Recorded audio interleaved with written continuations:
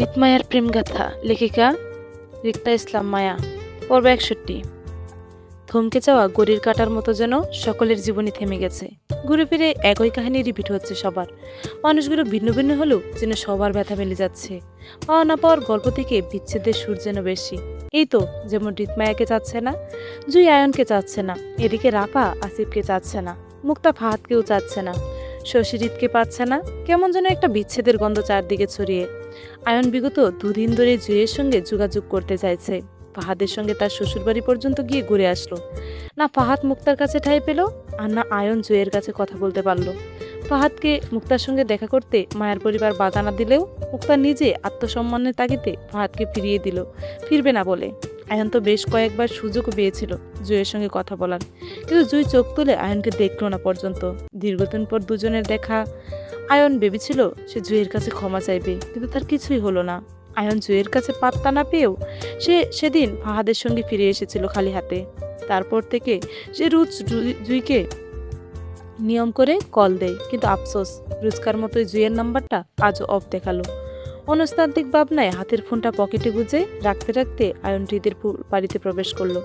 Main দরজা খোলা পেয়ে সে আশেপাশে তাকালো। রাত তখন 4:01। গায়ে তার ফর্মাল পোশাক, ডাক্তারি অ্যাপ্রনটা হাতের বাজে নেওয়া। 10টা থেকে তার নাইট ডিউটি। এই অসময়ে হৃদের বাসায় আয়নের আসার কথা না। হৃদের মা সুফিয়া খান বাসায় নেই। তিনি আজ সকালে চট্টগ্রামে গিয়েছে কোনো একটা কাজে। বলেছিল মধ্যরাতের ভিতরে ফিরে আসবেন। সেজন্য ওনার অবর্তমানে আয়নকে ফোন করে বলেছিল মায়ের রেগুলার চেক আপ করে যেতে। মায়া আজ 4 দিন ধরে হৃদের বাসায়, অথচ এই 4 দিন হৃদ 4 পলকও বাসায় ফিরেনি। আর না মায়ের খোঁজ নিয়েছে। বলতে গেলে হৃদ নিজ বাড়িতে ফিরে না মায়ের জন্য। এতদিন সুফিয়া খান মায়ের খেয়াল রাখলেও আজ হৃদের বাসায় রাফা একা মায়াকে সামলাচ্ছে, বাসায় সার্ভেন্টদের নিয়ে। সারাদিন রাজীব বাসায় থাকলেও দুপুরের করে সে কাজে বেরিয়েছে ইমার্জেন্সি বলে। আয়ন খালি ড্রয়িং রুমে চোখ বুলিয়ে এগুলো নিজের ঘরটাই। কাজের মেয়ে রুজিকে পানি দিতে বলে সুফিয়া খানের ঘরের সামনে দাঁড়ালো সে। বন্ধ দরজা নক করতে খানিকটা ইতস্ত বোধ করলো। খালি বাড়িতে এভাবে সে দুটো মেয়ের ঘরে একা প্রবেশ করতে খানিকটা সংকোচ বোধ করলো। যদিও সে একজন প্রফেশনাল ডাক্তার, তারপরও খানিকটা ইতস্ততা বোধ করে অল্প আওয়াজে দরজা নক করতে ঘরের ভেতর থেকে বেশি আসলো রাফার কণ্ঠ। দরজা খোলা আছে ভাইয়া, ভিতরে আসুন। চাপিয়ে রাখা দরজাটা ঠেলে কক্ষে প্রবেশ করতে করতে দেখতে পেল অল্প আলোয় মায়াকে কোলে শুয়ে বিছানায় বসে আছে রাফা। অসুস্থ মায়া রাফার কোলে মাথা রেখে গ্লায়ে ব্যাকেট জড়িয়ে বয়ে ঘুমিয়েছে। মায়ের চুল জড়ে বিচরণ করছে রাফার হাত দুটো। মায়ের অসময় বলতে গেলে একমাত্র রাফা ছাড়া কেউ ছিল না। না, আজও কেউ আছে। সুফিয়া খানের মতো শাশুড়ি ছিল বলে মায়া আজ স্বামীর বাড়িতে ঠাঁই পেয়েছে, নয়তো মায়া আপন বলতে স্বামী, ওর পরিবার কেউ ছিল না। আয়ন বিছানার দিকে এগিয়ে যেতে ধীরস্বরে রাফাকে থেকে জানতে চাইলো মায়ের কথা। এখন কেমন আছে মায়া? পরে আরো কোনো সমস্যা হয়েছিল? ইতস্ত রাফা মায়েকে বালিশে শুয়ে দিতে দিতে বলল, না ভাইয়া, তবে গায়ে অনেক জ্বর। দুপুরে কিছু খাইনি, অনেক চেষ্টা করেও খাওয়াতে পারিনি কিছু। আন্টি বাসায় থাকলে ওনার বই এতদিন কিছু হলেও খেত, আমার সাথে জেদ করে খেতে চায় না। রাফার কথায় আয়ন মায়ের মস্তিষ্ক বরাবর দাঁড়াতে দাঁড়াতে চিন্তিত স্বরে বলল, কি বলো, ওষুধ না খেয়ে ঘুমিয়েছে ও? জি। আয়ন খানিকটা অধৈর্য গলায় শুধালো রাফাকে, তুমি জানো না ওষুধগুলো কত জরুরি? তাহলে কেন খাওয়ালে না? এই মুহূর্তে মায়ের ওষুধ মিস করা মানে ওর মস্তিষ্ককে উত্তেজিত করা। আয়নের কথায় রাফা অপরাধী গলায় বলল, আমি অনেক চেষ্টা করেছি ভাইয়া, কিন্তু শেষ পর্যন্ত বেড়ে উঠিনি। আমি বাসার সার্ভেন্টদের নিয়ে মায়াকে জোর করে ওষুধ খাওয়াতে চেয়েছিলাম, কিন্তু মায়া ভয় পেয়ে সবার উপর এটা সেটা ছুঁড়ে মারে। রুজি খালা কপালে আঘাত পেয়েছে, আমার হাতেও কামড়ালো। মায়া নিজেকে আঘাত করেছে অনেক। ওর হাতটা দেখুন, কালশিটে হয়ে গেছে, বারবার একই জায়গায় কামড়াতে কামড়াতে। সেজন্য আমি ভয় পেয়ে গেছিলাম, তাই ওকে আর জোর করি নাই। মায়ের বাইরের মানুষ দেখলে ভয় পায় ভাইয়া, তৎক্ষণাৎ অ্যাটাক করে বসে। সেজন্য ওকে নিয়ে আমি রুমে বসে আছি। দুপুর থেকে মায়ের গায়ের জ্বরটা বাড়লে সুফিয়া আন্টিকে কল করে জানাই সেটা। আন্টি আমাকে বলেছিল আপনাকে পাঠাবে, সেজন্য আপনার অপেক্ষায় বসেছিলাম আমি। রাফার কথায় আয়ন শান্ত চোখে মায়ের শুকনো মুখটার দিকে তাকালো। খুব সুন্দর আদলের মায়ের মুখটা ফ্যাকাশে হয়ে আছে অসুস্থতায়। আজ মায়ের এই দুর্দশার পেছনে আয়ন নিজেও দায়ী।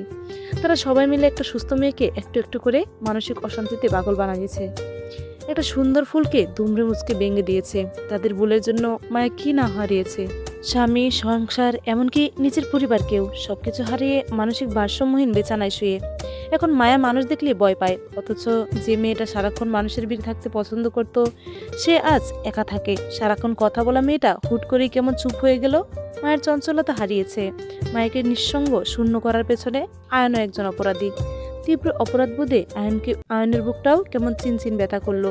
খুব প্রিয় মানুষের অসহায়ত্ব দেখে আয়নের বুকটা কেমন হাহাকার করলো। আয়ন দম বন্ধকর পরিস্থিতিতে হা করে নিঃশ্বাস টানতে চাইলো, কিন্তু বাতাসে মেশা মায়াময় গন্ধ। আয়নের আটকে থাকা নিঃশ্বাসটা আরো আটকে গেল। কম্পিত হাতটা কোনো রকম মায়ের উত্তপ্ত কপালে রাখতে সেটা তৎক্ষণাৎ সরিয়ে নিল। অস্থির উত্তেজিত গলায় বলল, মায়ের গায়ে ভীষণ জ্বর রাফা, শরীরে টেম্পারেচার, ওর ব্রেনে চাপ পড়তে পারে। ওকে দ্রুত হসপিটালে নিতে হবে, আমি গাড়ি বের করছি, তুমি ওকে রেডি করো। কথাটা বলেই আয়ন কেমন দম বন্ধকর পরিস্থিতি থেকে বেরিয়ে আসতে চাইলো, হা করে নিঃশ্বাস টানতে চাইলো খোলা বাতাসে। মায়ের দুর্দশা তার বুকে ব্যথা অনুভব করলো। ড্রয়িং রুম হতে বেরিয়ে সোজা গাড়িতে এসে বসলো। হাতের অ্যাপ্রনটা ঢিল মেরে পাশের সিটে ফেলে পরপর শাড়ির বোতাম দুটো খুলে দুপাশে ছড়িয়ে দিল। আটকে রাখা নিঃশ্বাসটা টানতে চাইলো। বুক ফুলিয়ে পরপর নিঃশ্বাস টেনে স্টিয়ারিং চেপে তাতে কপাল ঠেকিয়ে তীব্র অপরাধ বোধে। আয়ন কখনো এতটা অপরাধ বুকে ভুগিনি। আজ যতটা নিজের অপরাধী মনে হচ্ছে। আয়ন চাইলে হৃদের অনুপস্থিতিতে সবকিছু ঠিক করতে পারতো, মায়ের খুঁজও করতে পারতো, কিন্তু সে করেনি। আসলে হৃদ ঠিকই বলে, হৃদ ছিল না বলে তার বউয়ের মর্যাদা কেউ করেনি। সবাই হৃদের উপস্থিতিতে তার বউয়ের মর্যাদা বাড়ায়, হৃদের আড়ালে নয়। আজ সবার অবহেলায় মায়াকে হারাতে বসেছে। এভাবে চলতে থাকলে মায়া মারা যাবে যে কোনো সময়। মায়াকে বাঁচানো মুশকিল হয়ে যাবে। মন্তয়ায়ন সেভাবে কিছুক্ষণ বসে রইল। খানিকটা সময় পর স্টিয়ারিং থেকে মাথা উঠিয়ে হাত বাড়িয়ে ফোনটা নিল গাড়ির ডেস্ক হতে। মেসেজ অপশনে হৃদের নাম্বারে ছোট্ট করে বার্তা লিখলো, মায়াকে তোর বড্ড প্রয়োজন হৃদ, প্লিজ চলে আয়, মেয়েটা মরে যাবে তোর অবহেলায়, ফিরে আয় প্লিজ। মেসেজটি সেন্ড করে আয়ন খানিকটা সময় নিল উত্তরের আশায়, কিন্তু ফোনের ওপাশ থেকে কোনো উত্তর না আসায় আয়ন পুনরায় একইভাবে মেসেজ লিখল নিজের নাম্বারে, তোর বউ ভীষণ অসুস্থ হৃদ, দ্রুত হসপিটালে নিতে হবে। স্বামী হিসেবে না পারিস অন্তত মানুষ হিসেবে দায়িত্ব পালন কর, নয়তো মরে যেতে দে মায়াকে, আমি হসপিটালে অপেক্ষা করব। আয়ন হৃদের নাম্বারে পরপর দুটো মেসেজ পাঠিয়ে গাড়ি স্টার্ট করলো। আয়নের জানা নেই হৃদ আয়নের মেসেজগুলো পড়বে কি পড়বে না, সে মায়ের টানে বাড়িতে ফিরবে কি ফিরবে না। তবে আয়ন মায়াকে একা রেখে হসপিটালে চলে গেল। আজ সেও দেখতে চায় মায়ের জন্য হৃদের মনে কতটা ঘৃণা জন্মেছে। ভালোবাসার মানুষকে চাইলেই ঘৃণা করা যায় না। মায়ের অসুস্থতা সম্পর্কে সব জানা হৃদের। সব জেনেও যদি মায়ের থেকে হৃদ মুখ ফিরিয়ে নেয়, তাহলে আয়ন নিজে হৃদের মার সঙ্গে কথা বলে মায়াকে আলাদা বাড়িতে রাখার জন্য বলবে। সবকিছু আগে মায়ের সুস্থতা প্রয়োজন। হৃদের আশেপাশে থাকলে মায়া সুস্থ হবে না। হৃদের ঘৃণা অবহেলায় বরং মায়া মানসিক চাপ পারবে। আয়ন চলে গেল রাত 8টায়। সে 8টা থেকে 9টা হলো, 9টা থেকে 10টা গড়িয়ে ঘড়ির কাঁটা 11টায় পৌঁছালো। মায়ের শরীর আরো খারাপ হলো। গায়ের জোর খিঁচুনি দিয়ে শরীর কম্পন ধরলো। হাত পা ঠান্ডা হয়ে মায়া আবারও প্যানিক অ্যাটাক করলো। অসহায় রাফা চিৎকার দেখার মতো ছিল। খালি বাসায় অচেনা শহরে মায়াকে নিয়ে কোথায় যাবে সেই ভয়ে চিৎকার করতে লাগলো মায়াকে জড়িয়ে। আয়ন মায়াকে হসপিটালে নিবে বলেও সেও নির্দেশ। রাফা বাসার সার্ভেন্টদের নিয়ে মায়াকে হসপিটালে নেওয়ার সিদ্ধান্ত নিল। বয়সে রাফা মায়ের বয়সী। সে নিজেও কখনো এমন পরিস্থিতি পড়েনি। অচেনা শহরে মায়াকে নিয়ে কুট করতে যাবে আয়নের হসপিটালে, সেটা সে নিজেও জানে না। শুধু জানে মায়াকে এই মুহূর্তে হসপিটালে নিতে হবে। কোথায় কার কাছে গেলে সাহায্য পাবে তাও জানে না রাফা। নিজের ড্রাইভারকে গাড়ি বের করতে বলে রাফা পরপর কল মেলালো সুফিয়া খানকে। তারপর রাদীপ, আয়ন তিনজনকে পরপর কল দিল রাফা। প্রথমবার সুফিয়া খান কল রিসিভ না করলেও রাফা আয়নের কল দেওয়ার সময় সুফিয়া খান কল আসলো রাফার হাতের ফোনে। রাফা তৎক্ষণাৎ সুফিয়া খানের কল রিসিভ করে অস্থির উত্তেজিত ভঙ্গিতে কাঁদতে কাঁদতে মায়ের কথা জানাতে জানাতে ড্রয়িং রুমে প্রবেশ করলো হৃদ। রাফার চিল্লাচিল্লিতে শক্ত গম্ভীর হৃদের পা থামে কাজের মহিলা রুজিনার গায়ে ঢলে পড়া মায়ের দিকে তাকিয়ে। হাত পা খিচে নাক দিয়ে রক্ত ঝরছে মায়ার। ফর্সা মুখটা কেমন কালো হয়ে আছে, মুখ দিয়ে ঝাঁঝ বের হয়ে। হৃদ কেমন শক্ত হয়ে জায়গায় দাঁড়িয়ে রইল মায়ের দিকে তাকিয়ে। হৃদের মুখ দেখে ভেতরকার অনুভূতি বলা দায়। রাফা কান্নাকাটি করে সুফিয়া খানকে সবটা বলতে বলতে চোখে পড়ল মেইন দরজার সামনে দাঁড়িয়ে থাকা হৃদের ওপর। আশার আলো দেখার মতো তৎক্ষণাৎ ছুটে গেল সেদিকে।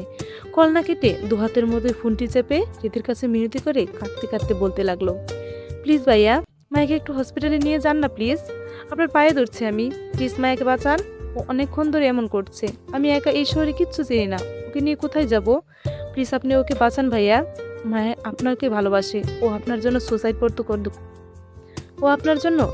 পর্যন্ত করতে গিয়েছিল, প্লিজ ভাইয়া ওকে হসপিটালে নিয়ে যান প্লিজ। মায়ের সুসাইডের কথা খানি যেতেই তড়াক করে তাকালো রাফার দিকে। চোখ মুখ তখনও কেমন শক্ত আর কঠিন। রাফা বুঝতে পারলো না হৃদের কঠিন দৃষ্টির কারণ। রাফা বারবার মায়াকে বাঁচানোর আকুতি মিনতি করছে হৃদের কাছে। সেকেন্ডের মাঝে হৃদের দৃষ্টি ঘুরিয়ে বাইরের দিকে চলে যেতে যেতে গম্ভীর মুখে রাফার উদ্দেশ্যে বলল, কাম উইথ মি। হৃদকে বাইরের দিকে চলে যেতে দেখে রাফা দৌড়ে মায়াকে নিয়ে এগিয়ে আসলো। কাজের মহিলা রুজিনাকে নিয়ে মায়া ধরাধরি করে বসালো হুইল চেয়ারে। হৃদের অনুসরণ করে মায়াকে নিয়ে দ্রুত পৌঁছালো গাড়ি অব্দি। হৃদ গাড়িতেই বসা ছিল। আসিফকে আশেপাশে কোথাও দেখা গেল না। তবে হৃদের গাড়ির দরজা খোলা পেয়ে রাফা রুজিনা বেগমকে নিয়ে মায়াকে নিয়ে বসলো গাড়ির পেছনের সিটে। ওদের বসতেই হৃদ তৎক্ষণাৎ গাড়ি টানলো খালি রাস্তায়। রাফার থেকে থেকে বেহুশ মায়াকে জড়িয়ে কাঁদছে। হৃদের শক্ত মতিগতি তখনও বোঝা দেয়। রাফা মায়াকে নিয়ে কাঁদতে কাঁদতে হৃদের উদ্দেশ্যে বলল, আর কতক্ষণ লাগবে? আমরা হসপিটালে পৌঁছাবো ভাইয়া। রাফার কথাগুলো বলতে বলতে গাড়ির মিরর দিয়ে দূর রাস্তার দিকে তাকালো। ওরা কোথায় আছে কিছুই জানেন রাফা। দূর রাস্তা হতে দৃষ্টি সরাতে গিয়ে চোখ পড়লো গাড়ির স্টিয়ারিং ঘোরাতে থাকা হৃদের কম্পিত হাতের দিকে। কেমন থরথর করে কাঁপছে স্টিয়ারিং এ থাকা হৃদের হাত দুটো, অথচ হৃদের মুখভঙ্গিমা কেমন শক্ত আর কঠিন করে রাখা। গাড়ির এসির মধ্যেও বিন্দু বিন্দু ঘাম জমে হৃদের কপালে। রাফা বুঝতে পারলো না হৃদের অস্থির কম্পিত হতে কারণ। হৃদ কি অসুস্থ মায়ের মতন নাকি তারও কোনো নাকি অন্য কোনো বই? রাফা হৃদকে দেখে মনে হলো সেও অসুস্থ।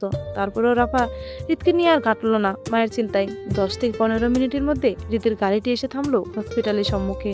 হৃদ শব্দ করে গাড়ির দরজা খুলে দাঁড়ালো পাশে। হসপিটালের বাইরে আগ থেকে দাঁড়িয়েছিল আয়ন নার্সদের নিয়ে। হৃদের গাড়ি থামাতে আয়ন তৎক্ষণাৎ নার্সদের নিয়ে মায়েকে নামালো। নার্সদের সাহায্যে মায়েকে কেবিনেও দেওয়া হলো সঙ্গে সঙ্গেই।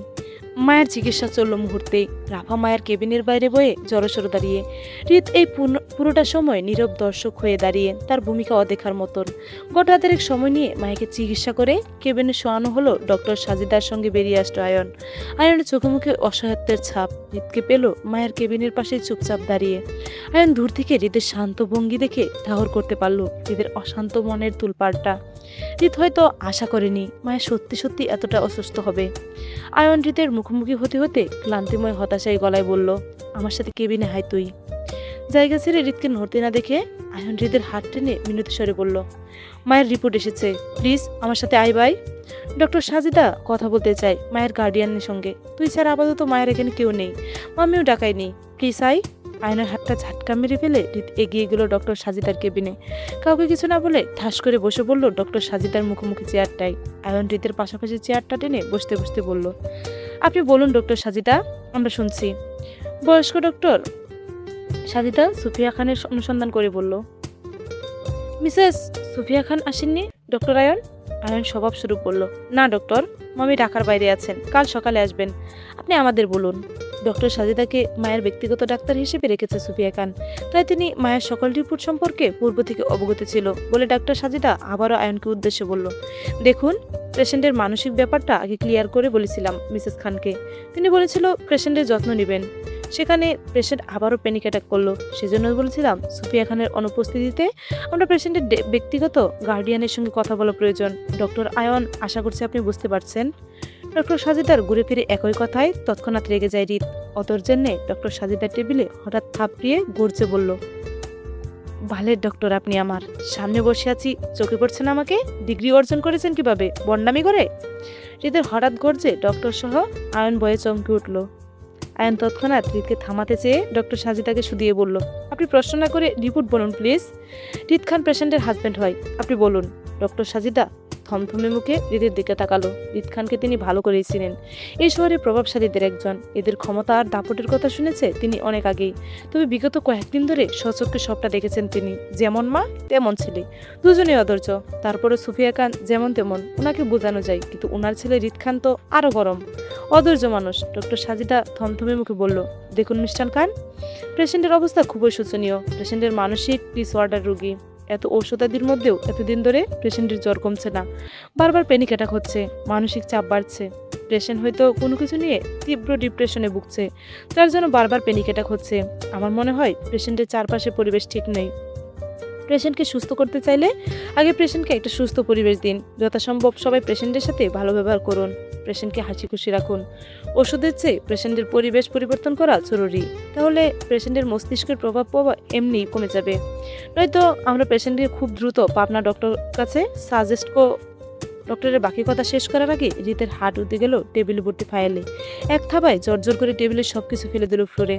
খালি টেবিলে থাবা মেরে ডক্টর সাজিদাকে উদ্দেশ্য করে চোখ মুখ শক্ত করে তাতে দাঁত পিষে বলল, ডাক্তারি শেখান আমারে? পাবনায় পাঠাবেন? ঘাড়ের রক ছেড়ে পাগল বানিয়ে পাবনা সরকারি চিকিৎসা দেব আপনারে, যাবেন?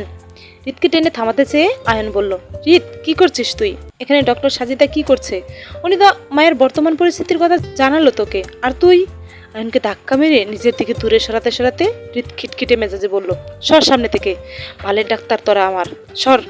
রিত কেবিন ছেড়ে বেরিয়ে সোজা হাঁটলো করিডোর ধরে, উদ্দেশ্য হসপিটাল থেকে বেরিয়ে যাওয়া। রিতকে চলে যেতে দেখে রাফা দৌড়ে আসলো রিতের পেছনে। রিতের পেছন থেকে হাঁপাতে হাঁপাতে বলল, রাফা আপনার সাথে আমার কথা ছিল ভাইয়া, একটু শুনবেন প্লিজ। রিত থামলো না, বরং রাফার কথা না শোনার মতো করে চলে যেতে নিলে রাফা পুনরায় রিতের পিছন ডেকে অধৈর্য গলায় বলল, আমি বেশ কয়েকদিন ধরে আপনার সঙ্গে কথা বলতে চাইছিলাম ভাইয়া, কিন্তু আপনি বাড়িতে আসেন না বলে যোগাযোগ করতে পারছিলাম না। প্লিজ ভাইয়া আমার কথাটা অন্তত শুনুন প্লিজ। রিত রাফাকে এড়িয়ে অদেখার মতো করে চলে যেতে লাগলে রাফা ফের রিতের পেছনে দৌড়াতে অস্থির উত্তেজিত গলায় খানিকটা উঁচু স্বরে বলল, আপনার অনুপস্থিতিতে মায়ের সুসাইড করতে গিয়েছিল ভাইয়া, সেদিন আমরা না থাকলে হয়তো মরে যেত ও। রাফার কথার সঙ্গে সঙ্গে রিতের পা থামে, কিন্তু রাফার দিকে ঘুরে তাকালো না রিত। রাফা রিতকে দাঁড়াতে দেখে পরপর অস্থির গলায় বলল, মায়া আপনাকে অনেক ভালোবাসে ভাইয়া, আপনাকে ভালোবাসে বলেই আজ মায়া পাগল হয়ে বিছানায় পড়ে। প্লিজ ভাইয়া মায়াকে আর অবহেলা করবেন না, ও নির্দোষ। মায়া আপনার সাথে বেইমানি করতে চায়নি, ওকে দিয়ে এসব করানো হয়েছে। মায়া বিয়েটা তো রাফাকে বলতে না দিয়ে রিত এক প্রকার জেদ করে চলে গেল রাফার না কথা শুনে। শেষ পর্যন্ত রাফাকে বলতে চেয়েছিল, সেটাও শুনল না রিত। রিতকে চলে যেতে দেখে রাফা আগ বাড়িয়ে আর কিছুই রিতকে জানাতে চাইল না, বরং উল্টো পায়ে হেঁটে মায়ের কেবিনে গেল। রাফা বুঝতে পারছে রিত ইচ্ছে করে মায়াকে এড়িয়ে যাচ্ছে, হয়তো মায়াকে আর চাচ্ছে না বলে। তাই রাত প্রায় 1:45 গড়ে অন্ধকার কারাগারে চেয়ারে হাত বাঁধা অবস্থায় বসা কেউ, মাথার ওপর হলুদ আলোর লাইট জ্বলছে, সামনে 14 শিকলের জেল। সন্ধ্যা পর থেকে লোকটা এখানে এক হাত পা বেঁধে বসিয়ে রেখেছে থানার পুলিশরা। বসে থাকতে থাকতে একটা সময় ঝিমিয়ে ঘুমিয়ে পড়ল চেয়ারে বসা লোকটা। হঠাৎই কোনো কিছুর টং টং শব্দ কানে যেতেই চেয়ারে বসা লোকটা ঘুমন্ত চোখ মেলে তাকাতে চাইলে ঘুমের তাগড়ায় ঝাপসা চোখে দেখলো শিকলে তালা খুলছে বয়স্ক পুলিশ। লোকটার হেলিয়ে পড়া গাড়টা মুহূর্তে সোজা করতে করতে দেখলো পুলিশ নয়, বরং একজন ভদ্র মহিলা মাথা নুয়ে জেলে প্রবেশ করছে। চেয়ারে বাঁধা লোকটা ঘুম তৎক্ষণাৎ ছুটে গেল। চোখ টেনে সামনে তাকাতে খুব পরিচিত একটা মুখ চোখে পড়ল। লোকটা কপাল কুঁচকে আসে ভদ্র মহিলাটিকে রেখে, তা স্মরণ করতে চাইল। মহিলাটি লোকটার দিকে এগিয়ে এসে চেয়ার টেনে মুখোমুখি বসতে বসতে মাধুর্যে হেসে কৌতুক স্বরে বলল, কি রে জসিম, কি অবস্থা তোর? আগের মতোই হারামি আছিস নাকি আরো লেভেল বাড়িয়ে উন্নতি করেছিস? কোনটা?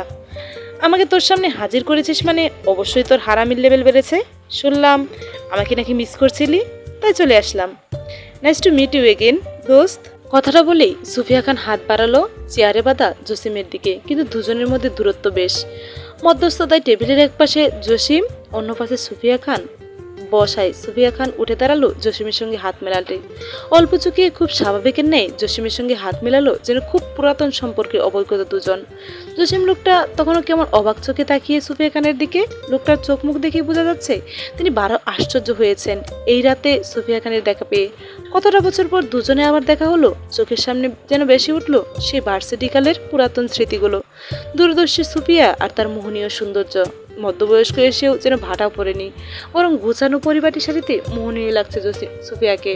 জসিম অবাক নেত্রে তাকিয়ে সুফিয়া খানের দিকে, অথচ তার খানিকক্ষণ বাদে সে চেঁচিয়ে উঠল সুফিয়া খানের হাত মেলানোর সঙ্গে সঙ্গে। সুফিয়া খান ঝটকায় হাত সরিয়ে নিতে নিতে বলল, সরি দোস্ত, ব্যথা পেলে নাকি? আমি তো তোর সঙ্গে হাত মেলাতে চেয়েছিলাম।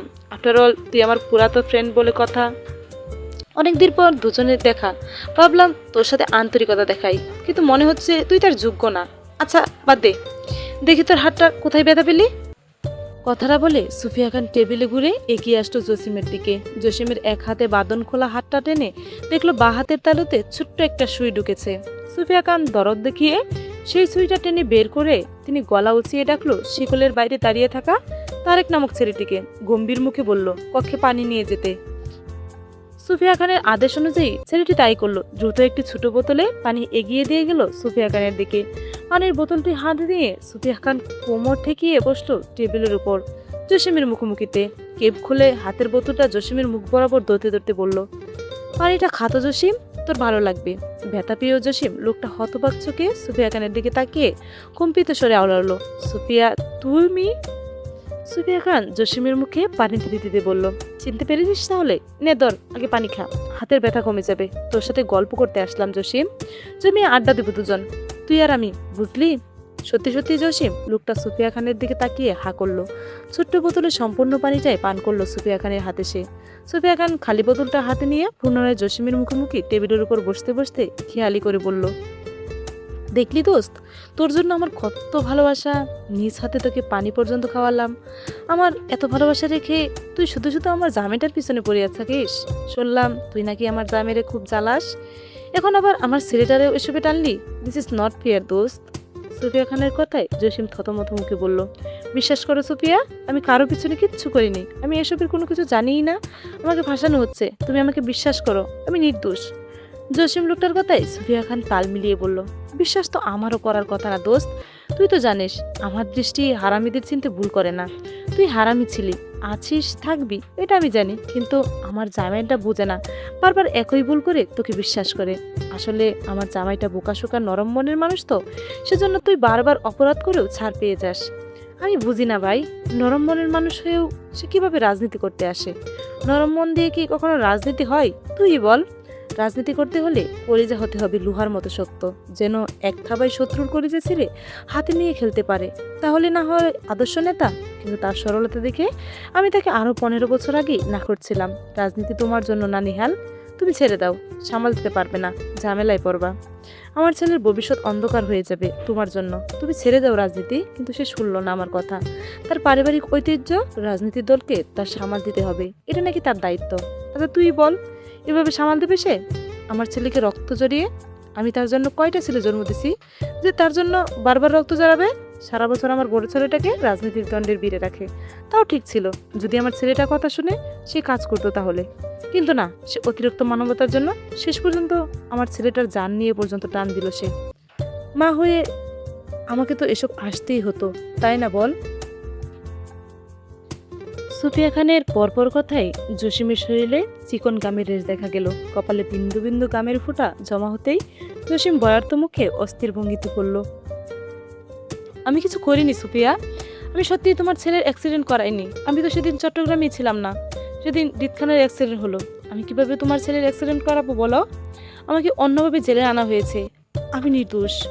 জসিমের কথায় দারুণ হাসলো সুফিয়া খান। হাতের বোতলটা পাশের টেবিলের উপর শব্দ করে রাখতে রাখতে বলল, তোর নিজের সাক্ষী তুই কেন দিচ্ছিস জসিম? আমি কি তোকে মেরেছি, নাকি কারো অ্যাক্সিডেন্টের কথা মেনশন করেছি?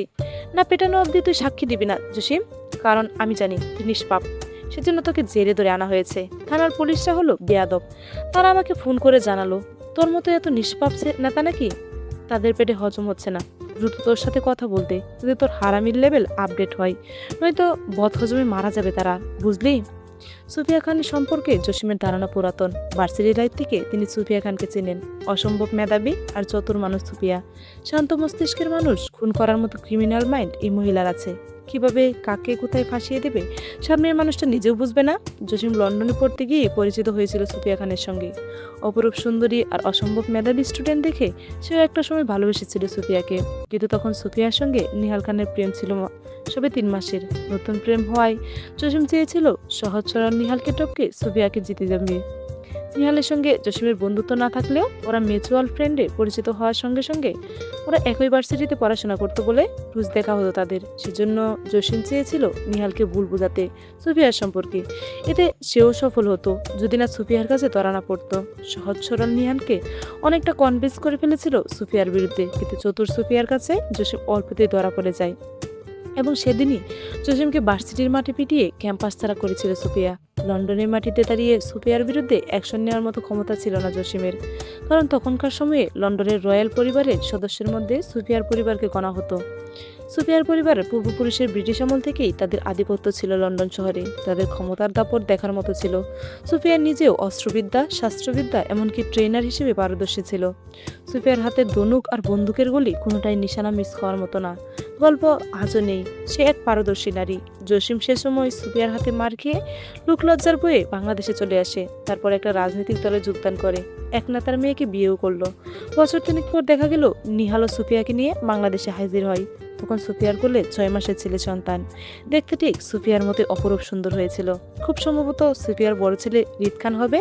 জসিমের ভুল ধারণা শত্রুতে পুরাতন তাজা হয় যখন নিহাল জসিমের বিরুদ্ধে রাজনৈতিক দলে যোগদান করে। তখন পাশাপাশি একই এলাকায় বিপক্ষ প্রতিনিধিত্ব হয়ে নিহাল যোগদান করাতে পার্সোনাল শত্রুতা থেকে রাজনৈতিক দ্বন্দ্বে পৌঁছালো জসিমের। খুব সুযোগ পেয়ে নিহালকে হেনস্থ করতে পিছুপা হতো না জসিম। সুফিয়া তখন নিজের কেরিয়ারে সবকিছু ছেড়ে ছুড়ে স্বামী সংসারে মনোনিবেশন করে। কিন্তু বেশ কয়েক বছর পর নিহালের বেগতিক পরপর রাজনৈতিক দ্বন্দ্ব দেখে সুফিয়া আর নিহালের মধ্যে অবমাননা শুরু হতে লাগলো।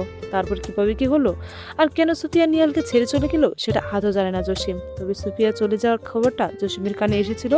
সেজন্য জসিম বহুবার চেয়েছিল সুফিয়ার অনুপস্থিতিতে নিহালের সুযোগ নিতে। সেজন্য কারণে অকারণে এমনকি বহুবার বহু রকম মিথ্যা কেস মামলা নিয়ে নিহালকে ফাঁসাতে চেয়েছিল। কিন্তু থানা পুলিশ করে সবগুলো কেস মামলা কোর্ট পর্যন্ত যেতে যেতে কেমন গায়েব হয়ে যেত। সেসব মামলা মোকদ্দমা আর কোনো পাত্তাই পাওয়া যেত না। এমন ঘটনা বহুবার হওয়াতে মামলাগুলো হঠাৎ গায়েব হয়ে কি হয় সেসব তথ্য জোগাড় করতে একটা সময় জসিম গোপনীয়ভাবে লুক লাগালো তদন্ত করতে। আসলে মামলাগুলো কি হয় সেটা জানতে। অনেক তদন্তের পর বুঝতে পারলো সুফিয়ার স্বামী সংসার নামমাত্র ছাড়লেও সে স্বামীর সঙ্গ ছাড়েনি কখনো। নিহালের ছোট বড় রাজনৈতিক, পারিবারিক, ব্যবসায়িক সকল মামলাগুলো সুফিয়া নিজে দেখাশোনা করে। প্রফেশনাল অ্যাডভোকেট হওয়ায় অবশ্য আইন সুফিয়ার হাতেই থাকবে। তাই জসিম কোনোভাবে নিহালের সঙ্গে আইনিভাবে পেরে উঠতে না পেরে বুঝতে পেরে জসিম আইনের সঙ্গে আশ্রয় নেওয়া ছেড়ে দেয় এবং সরাসরি আক্রমণ করতে শুরু করলো নিহালের উপর। সুযোগ পেলে অপদস্থ করতে যাইতো নিহালকে। নিহাল লোকেদের পিটিয়ে রাস্তায় ফেলে রাখতো, নয়তো জোর করে ভয় দেখিয়ে নিহালের লোকদের নিজের দলে নিয়ে আসতো। বলতে গেলে রাজনৈতিক খেলায় জসিমের হাত চলল সব জায়গায়। ভেবেছিল ইলেকশনটা সেবার জসিমই হতেই হবে। কিন্তু সেইবার ইলেকশনের আগে আগে হঠাৎ করে একদিন শোনা গেল নিহালের বড় ছেলে রিদ খান নিজের পড়াশোনা শেষ করে বিদেশ থেকে চলে এসেছে বাবা রাজনৈতিক দলে সাপোর্ট দাঁড়াতে। জসিম বিষয়টা শুনেও বিষয়টা একটা পাত্তা দেয়নি।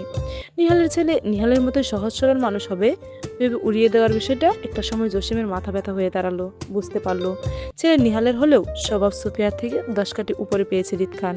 ক্রমাগত জসিমের কাজে জসিমকে ফাঁসাতে লাগলো রিদ খান। সকল দিক থেকে হঠাৎ করে জসিমের দলকে ব্লক করতে লাগলো। জসিম দলের ছেলেরা দল বেঁধে নিহালের ছেলের পিছনে ছুটতে লাগলো।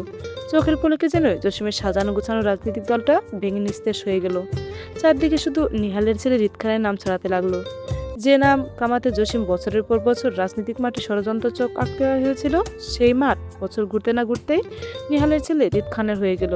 নিহাল নিজের বড় ছেলে রিদ খানের উপর রাজনৈতিক দল নিয়ে নির্ভরশীল হয়ে পড়ল। অথচ রিদ খান এক হাতে বাবার রাজনৈতিক দল সামলাতে লাগলো, অন্য হাতে মায়ের মাসের এ মাথা ও মাথা করে লন্ডন যাতায়াত করত নিজের পড়াশোনা চালিয়ে যেতে। বাবার পাশাপাশি রাজনৈতিক দলে থেকে রিদ খান নিজের বাড়ির দেখাশোনা শেষ পর্যন্ত পড়াশোনা করতে করতে ব্যবসায়িক কাজে জড়িয়ে পড়লো। পারিবারিক ব্যবসার পাশাপাশি নিজের একটা ব্যবসাও দাঁড় করালো। সব মিলিয়ে রিদ খানের নামটা হঠাৎ করে অনেক বড় হয়ে গেল। এতে জসিম হিংসাত্মকে জ্বলে পড়ে নিজের 2 ছেলেকে রাজনৈতিক মাঠে নামালো। কারণে অকারণে রিদ খানের সঙ্গে ঝামেলা জড়াতে লাগলো। কিন্তু এতেও রিদ খানের সঙ্গে কোনো সুবিধা করতে পারছিল না বলে নিহালের ছোট্ট ছেলেকে টার্গেট করলো ওরা। এতে কাজের কাজও হলো। নিহালের বড় ছেলে রিদ খান যতটা চতুর মাইন্ডের ছিল ততটাই নরম মনের ছিল ছোট ছেলেটা। কিন্তু রিদ খানের সদস্যরা সবাই মিলে যে রাতিব খানকে প্রোটেক্ট করে সেটা জসিম লাস্টবার আক্রমণ করতে গিয়ে বুঝতে পারলো। জসিমের বড় ছেলে যখন লোকজল নিয়ে এয়ারপোর্ট থেকে আসা রাতিব খানের উপর আক্রমণ করলো তখন সেই যাত্রায় রিদ খান বাঁচিয়ে নেয় তার বাইকে এবং সেখানে মারামারি করে রিদ খানের হাতে ওনার বড় ছেলেটা পঙ্গু হয়ে যায় সারা জীবনের জন্য। দুটো প্যাকেটে আজও বেড রেস্টে আছে সে। সেজন্য তিনি শপথ করে রেখেছিল অন্য কাউকে নয় বরং এবার রিদ খানকে জানে মেরে শান্ত হবে তিনি। সেই অনুযায়ী তিনি গোপনীয়ভাবে লুক লাগিয়ে রেখেছিল রিদ খানকে মারতে। বহুদিন চেষ্টা করার পর একদিন সুযোগ পেয়ে রিদ খানের অ্যাক্সিডেন্টও করালো। ট্রাকের চাপায় রিদ খানের মৃত্যু নিশ্চিত হবে এমন খবরও জসিম পেয়েছিল। কিন্তু এত দখলের মধ্যেও সুফিয়া খান নিজের ছেলেকে বাঁচিয়ে আনলো। তারপর কিভাবে কি তদন্ত করে জসিমের নামও বের করে নিল। এসবের মাঝে হঠাৎ এক রাতে পুলিশে জসিমকে ওর পার্টি অফিসের বাইরে থেকে ধরে আনে এবং কোথাকার কোন কারাগারে গায়েব করে রাখে। আজ প্রায় 1 মাস হতে চললো সে সূর্যের আলো দেখা পেল। জসিমের পরিবারে কারো খবর নেই। জসিমের পরিবার আদৌ এর খবর জানে কিনা সেটাও জানা নেই। আজ এই মুহূর্তে সুফিয়া জসিমের সামনে দাঁড়িয়ে আছে, মানে জসিমকে এতদিন গায়েব রাখার পেছনে সুফিয়ার হাত রয়েছে, সেটা তিনি ঠিক বুঝতে পেরেছেন। তবে জসিম এটা জানে না ওকে সন্দেহের বশে সুফিয়া এখানে আটকে রেখেছে নাকি সত্যিটা জেনে বুঝে আটকে রেখেছে। যেটাই হোক না কেন, আগে সুফিয়ার মনোভাব বুঝে তারপর জসিম কিছু বলবে, নয়তো আকবারই কিছু বলে নিজের বিপদ ডেকে আনবে না। কারণ এই মুহূর্তে জসিমের হাতে কিছু করার নেই। যতক্ষণ না পর্যন্ত সে কারাগার থেকে মুক্তি পাচ্ছে ততক্ষণ পর্যন্ত। যদি সুফিয়া সত্যিটা জেনেও যায় তাহলে বড়জোর কি করবে? জসিমকে কোর্টে চালান করে দেবে, আদালতে সর্বোচ্চ বিচার দাখিল করবে। এটাই তো। বিচারে বড়জোর কি করবে? যাবজ্জীবন কারাদণ্ড দিবে, ব্যাস। কারণ রিদ খান এখনো জীবিত আছে, মরেনি। তার মানে জসিমকে মৃত্যুদণ্ড দিবে না আদালত, জসিম বেঁচে থাকলে। কিন্তু কিছু ক্ষমতা তো জসিমেরও আছে। বাংলাদেশের আইনকে কিনে সেও শাস্তি কমিয়ে দিতে পারবে। তাই আপাতত সুফিয়া যা বলতে যাচ্ছে তাই বলুক। জসিম বাড়াবাড়ি কিছু বলে পরিস্থিতি নষ্ট করবে না, বরং বুদ্ধি খাটিয়ে চুপ থাকাটা শ্রেষ্ঠ মনে হবে। জসিমের মনস্তান্ত্রিক ভাবনার মাঝেই সুফিয়া খান ফের বলে উঠল, তুই তো আমাকে চিনিস জসিম, বিনা উদ্দেশ্যে সুতো বহন করার মতো পাবলিকও আমি না। আমার সাথে এখানে আসার উদ্দেশ্যটা নিশ্চয়ই তোর মাথায়ও চলছে। চোরাটাও স্বাভাবিক। দেখ, আমি পলিটিক্স খেলতে চাইনি বলে আজ অনেক বছর আগে স্বামী সংসার ছেড়েছিলাম, কিন্তু আমার সন্তানের জন্য ফিরে আসলাম। নিহাল সহজ সরল বলে সেজন্য তুই বারবার খেলতে পারিস। সে মন থেকে চিন্তা করে, কিন্তু আমি ভাই এই নষ্ট মন বুঝি না। আমার মনে খুব অল্প সংখ্যক মানুষ বসবাস করে। আমি শুধু আমার পরিবার বুঝি, এর বাইরে সব বাদ। আমি অপরাধীকে বারবার ক্ষমা করতে পারি না। এত বড় কলেজা নিয়ে ঘুরি না। আমার কলেজা ছোট্ট, সেজন্য আমার সাথে যেমন আমি তার সাথে তেমন। তুই ভালো করে তো আমি ভালো, তুই খারাপ তো আমি তোর থেকে দ্বিগুণ খারাপ। আমার বড় ছেলেটা রক্ত গরম, সে যেন হুটহাট রেগে যায়, রাগ কন্ট্রোল করতে পারে না, জেদ বেশি। তবে আমি কিন্তু সেরকম না, আমার সহজে রাগ আসে না, খুব শান্ত মস্তিষ্কে থাকি। হই হুল্লোড় করে লোক জানিয়ে কাজ করা আমার স্বভাবে নেই। আমি ডান হাতে কাজ করলে বাঁ হাত টের পাবে না। এই যেমন ধর, আজ এখানে এসেছি তোকে চিরবিদায় দিতে। বাইরে পুলিশ, ভেতরে তোর সাথে আমি। বাইরে পুলিশও টের পাবে না তোর মৃত্যুটা কিভাবে হলো, বুঝলি? সুফিয়া খানের কথায় অস্থির উত্তেজিত হলো জসিম। চেয়ারে বসা অবস্থায় ছটফটিয়ে বলল, কি বলছো তুমি এসব সুফিয়া? আমার মৃত্যু মানে? তুমি কি আমার সাথে মজা করছো? জসিমের কথায় সুফিয়া খান হেয়ালি করে বলল, এত হাইপার হচ্ছিস কেন জসিম? তোর এই মুহূর্তে হাইপার হওয়া খুব রিস্ক, বুঝলি? তুই যত শান্ত থাকার চেষ্টা করবি ততই তোর লাইফ টাইম বাড়বে। নয়তো অতিরিক্ত হাইপার হলে তোর ব্লাড প্রেশার বেড়ে যাবে। তুই যে কোনো সময় হার্ট অ্যাটাক করে মারা যেতে পারিস, বুঝলি? সুফিয়া খানের কথায় জসিম রাগে চিৎকার করে বলল, পাগল পেয়েছিস আমাকে? আমি কিছু বুঝি না মনে করেছিস? শুধু শুধু কেউ মারা যাবে কেন? আমার গায়ে হাত দিয়ে রক্ষা তুই পাবি না সুফিয়া। আমাকে মারার দায়ে তুই ফেসে যাবি। জসিমের কথায় সুফিয়া খান নাক মুখ কুঁচকে বলল, তবা তবা, তোর এই মনে হয় তোকে মেরে হাত নষ্ট করবো আমি? এত বছর তুই আমাকে এই চিনেছিস? তুই তো এমনি মরে যাবি ভাই। তোকে মেরে আমার হাত নষ্ট করতে হবে কেন? বড় জোর তুই আর 6 ঘন্টা লাস্টিং করবি, তারপর ইন্না নিল্লাহি ও ইন্না ইলাইহি রাজিউন। তুই আমাকে মিথ্যা বোঝাতে চাচ্ছিস। আমি বিশ্বাস করি না তোর কথা। তুই আমাকে জানে না মারলেও আমি কেন মারা যাব? আমি তো সুস্থ। সুফিয়া খান আগের নেই বলল, অবশ্যই তুই সুস্থ, সেটা আমি দেখছি, থানার পুলিশরা দেখছে, কারাগারের সিসি ক্যামেরা দেখছে। আমরা সবাই জানি তুই সুস্থ। তুই তো মরবি হঠাৎ হার্ট অ্যাটাক করে, অতিরিক্ত ব্লাড প্রেশার হাই হয়ে রক্তচাপে মারা যাবি। ডক্টরের রিপোর্টে তাই এসেছে, দেখবি? সুফিয়া খানের কথায় মনে ভয় জমা হলো জসিমের। সে উত্তেজিত গলায় বলল, রিপোর্ট? কিসের রিপোর্ট? তোর ডেড বডির পোস্টমর্টমের রিপোর্ট দেখবি? কথাটা বলে সুফিয়া খান জসিমের সম্মতি অপেক্ষা না করে গলা ছেড়ে তাকলো তারেক ছেলেটিকে। সুফিয়া খানের ডাকার সঙ্গে সঙ্গে হাতে ফাইল নিয়ে তৎক্ষণাৎ দৌড়ে আসলো তারেক। সুফিয়া খানের হাত বাড়ানোর সঙ্গে সঙ্গে সে এগিয়ে দিল বেশ কিছু ডাক্তারি রিপোর্টস। সুফিয়া খান হাতের ইশারায় ছেলেটিকে চলে যেতে বলে ওরপর কাগজগুলো জসিমের সম্মুখে ছড়িয়ে রাখতে রাখতে বলল, এই যে দেখ তোর ডেড বডির সার্টিফিকেটগুলো। তুই কত ভাগ্যবান দেখলি জসিম, মরার আগে নিজের পোস্টমর্টমের রিপোর্টগুলো দেখে যেতে পারছিস। তো সাত কপাল ভাই, আমার মতো এমন বান্ধবী পেয়েছিস জীবনে। তোর কত খেয়াল রাখছি আমি, দেখ। ডাক্তারি রিপোর্টগুলো দেখে জসিম তীব্র আক্রোশে ফেটে পড়ল।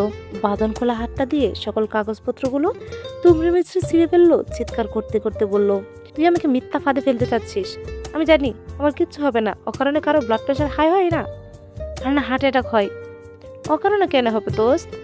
অল্প ব্রেন তো চালা নিজের। আমি এখানে আসতেই দুজন হাত মেলালাম প্রথমে, তারপর তোর হাতে সুই বিঁধেছিল, আমি আবার দরদ দেখিয়ে তোকে পানিও খাওয়ালাম, মনে আছে সেগুলো? আসলে প্রথম সুইটা কোনো সাধারণ সুই ছিল না, ওইটা বিষাক্ত পয়জন তোর বডিতে পোষ করা হয়েছে, যেটা তোর হার্ট ব্লক করতে সাহায্য করবে দ্রুত। তারপর যে পানিটা খেলি আমার হাতে, সেটার মধ্যে আরেকটা পয়জন ছিল, সেটা তোর ব্লাড সার্কুলেশন অতিরিক্ত মাত্রা হাইপার করতে সাহায্য করবে। দুটো বিষের প্রতিক্রিয়ায় তোর হায়াত বড় জোর 5 ঘন্টা, এর মধ্যে তৃতীয় ঘন্টা থেকে তোর শরীর রেসপন্স করা ছেড়ে দেবে, একদম মরার লাশের নেই পড়ে থাকবি। তোর শরীরে রুহ তো থাকবে, কিন্তু রেসপন্স করার জন্য শক্তি থাকবে না। মজার বিষয় কি জানিস? 6 ঘন্টা হতে হতে তোর শরীর থেকে দুটো বিষয় ড্যামেজ হয়ে যাবে, কারণ বিষ দুটো একটা অপরের প্রতিষেধক অ্যান্টিডোট হিসেবে কাজ করবে। তাই তোর বডির পোস্টমর্টম করার সময় রিপোর্ট আসবে তোর সাধারণ হার্ট অ্যাটাক থেকে মৃত্যু হয়েছে। সুফিয়া খানের কথায় জসিম সর্বাঙ্গ কাঁপতে লাগলো। মৃত্যুকে সবাই ভয় পায়, জসিম তীব্রভাবে ভয় পাচ্ছে। সে সুফিয়া খানের কাছে জীবন বাঁচানোর চেষ্টা করে বলল, আমাকে ক্ষমা করে দাও সুফিয়া, আমাকে প্রাণে মেরো না, লাস্ট একটা সুযোগ দাও, তারপর প্রাণে মেরো না আমায়, আমি মরতে চাই না। জসিমের আত্মচিৎকার সুফিয়ার মন করলো না, তিনি আগের নেই বলল, তোর অপরাধের লিস্ট তো অনেক বড় দোস্ত, ক্ষমা করা যাচ্ছে না। আমার ছেলে আর স্বামী দুজনে তোকে খুঁজছে মারতে, সেজন্য আমি ভাবলাম মা হয়ে তোর চ্যাপ্টার ক্লোজ করে যাই। ভাবছিলে অব্দি যাওয়ার আগেই। শুন জসিম, তোর একটা কথা বলি, তুই তো আমার ব্যাচমেট ছিলি, তুই জানিস নিহালকে আমি লাভ ম্যারেজ করেছিলাম, কিন্তু ওকে আমি প্রেম করে বিয়ে করে ঢুকে গেলাম। 15 বছর ধরে একসাথে নেই, শালা বুইরা খাটাস আমার ফিলিংস বোঝা না, অথচ তুই বুঝলি, আমাকে বিশ্বাস করে বিষও পান করলি।